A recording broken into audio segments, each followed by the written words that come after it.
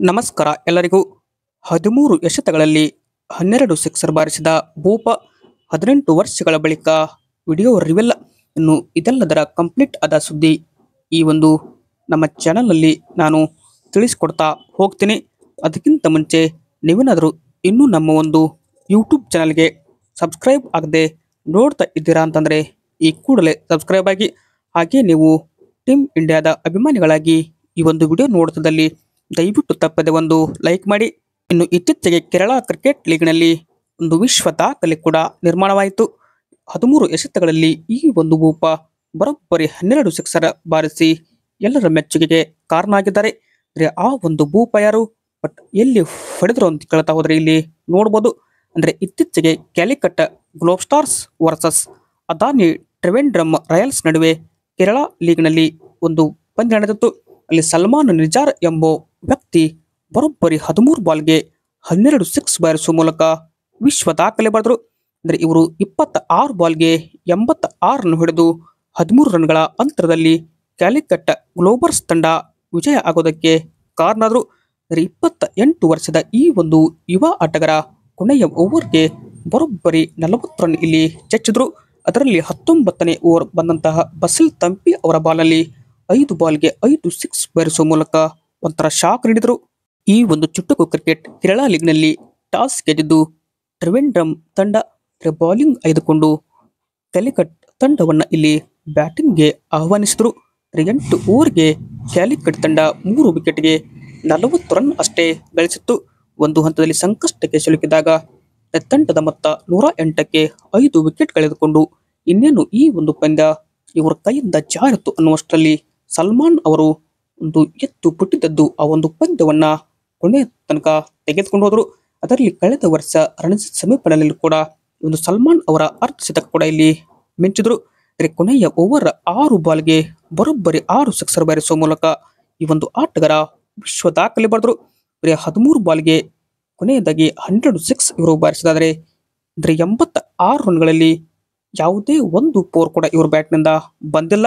But 72 run boundary ಬಂದಿದ್ದು ಒಂದು six ಮುಖಾಂತರ ಎಂಬುದು ಇಲ್ಲಿ ಒಂದು ದೊಡ್ಡ ವಿಶೇಷ ಅಂತ ಹೇಳ್ಬೋದು. 330 ಸ್ಟ್ರೈಕ್ ರೇಟ್ನಲ್ಲಿ ಬ್ಯಾಟ್ ಬೀಸಿದ ಇವರು ಇಲ್ಲಿ ಟ್ರಿವೆಂಡ್ರಮ್ ತಂಡವನ್ನ ಛಿದ್ರ ಮಾಡಿ ಹಾಕಿದ್ರು. ಕೊನೆಯ 2 ಓವರ್ಗೆ ಬಂದಿದ್ದು ಬರೋಬ್ಬರಿ 71 ರನ್.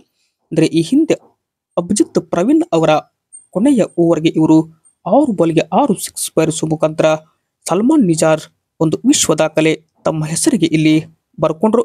ಅಂದರೆ ಕೊನೆಯದಾಗಿ ಇವರ ಒಂದು ಆಟದ ನೆರವಿನಿಂದ ಕ್ಯಾಲಿಕಟ್ ಗ್ಲೋಬ್ ಸ್ಟಾರ್ಸ್ ತಂಡ ನಿಗದಿತ 20 ಓವರ್ಗೆ 187 ರನ್ ಗಳಿಸಿತು. ಇನ್ನು ಈ ಒಂದು ಗುರಿ ಬೆನ್ನತ್ತಿದಂತಹ ಟ್ರಿವೆಂಡ್ರಮ್ ತಂಡ 173 ರನ್ಗೆ ಆಲ್ಔಟ್ ಆಗುವ ಮುಖಾಂತರ 13 ರನ್ಗಳಿಂದ ಸೋತರು. ಅಂದರೆ ಸ್ಯಾಮ್ಸನ್ ಕೂಡ ಈ ಒಂದು ಕೇರಳ ಲೀಗ್ನಲ್ಲಿ ಅದ್ಭುತ ಪ್ರದರ್ಶನ ತೋರ್ತಾ ಇದ್ದಾರೆ. ಹೀಗಾಗಿ ಈ ಇಬ್ಬರು ಸ್ಟಾರ್ ಆಟಗಾರರ ಪ್ರದರ್ಶನ ನೆರವಿನಿಂದ ಒಂಥರ ಕೇರಳ ಕ್ರಿಕೆಟ್ ಲೀಗ್ ವಿಶ್ವದೆಲ್ಲೆಡೆ ಹೆಮ್ಮರವಾಗಿ ಬೆಳೀತಾ ಇದೆ. ಇನ್ನು ಈ ಕಡೆ ಕೇರಳ ಕ್ರಿಕೆಟ್ನಲ್ಲಿ ನಿಜಾರ್ ಅವರ ದಾಖಲೆ ಬರೆದರೆ 18 ವರ್ಷಗಳ ಬಳಿಕ ಬಜ್ಜಿ ಮತ್ತು ಶ್ರೀಶಾಂತ್ ನಡುವಿನ ಕಪಾಳ ಮೋಕ್ಷ ವಿಡಿಯೋ ಈಗ ರಿವೀಲ್ ಆಗಿದೆ. ಹೌದು ವೀಕ್ಷಕರೇ, ಭಾರತೀಯ ಕ್ರಿಕೆಟ್ ರಂಗವನ್ನು ಮುಜುಗರಕ್ಕೀಡು ಮಾಡಿದ್ದ ಮಾಜಿ ಕ್ರಿಕೆಟಿಗ ಹರ್ಭಜನ್ ಸಿಂಗ್ ಮತ್ತು ಶ್ರೀಶಾಂತ್ ನಡುವಿನ ಕಪಾಳ ಮೋಕ್ಷ ಪ್ರಕರಣ ವಿಡಿಯೋ ಕೊನೆಗೂ ಬರೋಬ್ಬರಿ 18 ವರ್ಷಗಳ ಬಳಿಕ ಬಿಡುಗಡೆಯಾಗಿದ್ದು, ಈ ವಿಡಿಯೋ ಅಂದಿನ IPL ಚೇರ್ಮನ್ ಲಲಿತ್ ಮೋದಿ ಅವರು ಬಿಡುಗಡೆ ಮಾಡಿದ್ದಾರೆ.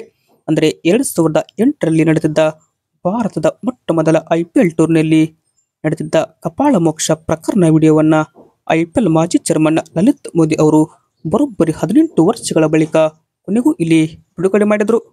IPL ಕ್ರಿಕೆಟ್ನ ಅತ್ಯಂತ ಶ್ರೀಮಂತ ಲೀಗ್ ಆಗಿ ಬೆಳೆದು ಜಾಗತಿಕ ಕ್ರೀಡಾ ವಿದ್ಯಮಾನವಾಗಿ ಮಾರ್ಪಟ್ಟಿದ್ರು. IPL 2008ರ ಮೊದಲ ಆವೃತ್ತಿಯ ಒಂದು ಘಟನೆಯನ್ನ ದೀರ್ಘ ಕಾಲದವರೆಗೆ ಕೂಡ ರಹಸ್ಯವಾಗಿಡಲಾಗಿತ್ತು. 2008ರಲ್ಲಿ ಮುಂಬೈ ಇಂಡಿಯನ್ಸ್ ಮತ್ತು ಕಿಂಗ್ಸ್ 11 ಪಂಜಾಬ್ ನಡುವಿನ ಪಂದ್ಯದಲ್ಲಿ ಮುಂಬೈನ ಹರ್ಭಜನ್ ಸಿಂಗ್ ಪಂಜಾಬ್ ಹೋಗಿ ಶ್ರೀಶಾಂತ್ ಅವರಿಗೆ ಪಂದ್ಯ ಮುಕ್ತಾಯದ ಬಳಿಕ ಕಪಾಳ ಮೋಕ್ಷ ಮಾಡಿದ್ರು.